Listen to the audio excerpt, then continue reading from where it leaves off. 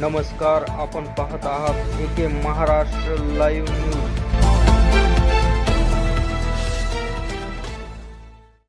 लाडकी बहीण योजनेला 1 महिन्याची मुदतवाढ, आता 31 सप्टेंबर पर्यंत करता येणार ऑनलाईन अर्ज। राज्य सरकारचा मोठा निर्णय।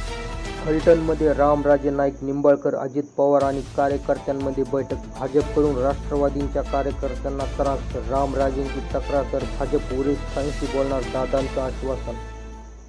पुण्यामध्ये माजी नगरसेवक वनराज अंधेकरांची हत्या, कौटुंबिक वादामधून पोलीस तपासामध्ये उघड, बहीण भाऊजींनीच रचला कट, एकूण 5 जणांना अटक। मराठवाड्यामधील 3000 गावांना अतिवृष्टीचा धोका, लातूर, बीड, हिंगोलीला पुराचाही फटका, शेतीचं घरांचं मोठं नुकसान तर 88 जनावरं दगावली।